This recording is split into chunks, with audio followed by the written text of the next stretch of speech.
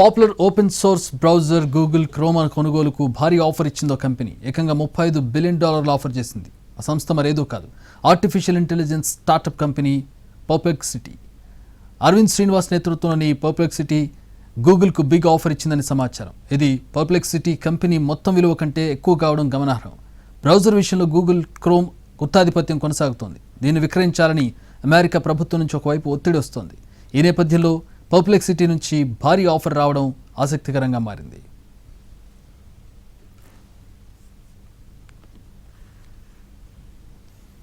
ఈ డీల్ని పూర్తి చేసేందుకు పర్ప్లెక్సిటీ బయటి పెట్టుబడిదారుల నుంచి సాయం తీసుకుంటోందని సమాచారం. ఇందులో భాగంగా ఇప్పటికే $100 మిలియన్ సమీకరించిందని తెలుస్తోంది. ఫినాన్స్ చేయడానికి మరింత మంది పెట్టుబడిదారులు ఆసక్తి చూపిస్తున్నారని వినిపిస్తోంది. జూలైలో నిర్వహించిన ఫండింగ్ రౌండ్లో పర్ప్లెక్సిటీ మొత్తం విలువ సుమారు 1.57 లక్షల కోట్లుగా లెక్కగట్టారు. ఆ లెక్కను చూస్తే కంపెనీ విలువ కంటే గూగుల్ క్రోమ్కు ఆఫర్ చేసిన మొత్తం దాదాపు డబుల్ అని చెప్పాలి. ఈ ఆఫర్ను పర్ప్లెక్సిటీ ఓ ప్రకటనలో ధృవీకరించింది. ఈ డీల్ సక్సెస్ అయితే పర్ప్లెక్సిటీని వినియోగదారుల డిఫాల్ట్ సెర్చ్ ఇంజిన్గా మార్చబోమని, గూగుల్ క్రోమ్నే ఉంచుతామని క్లారిటీ ఇచ్చింది.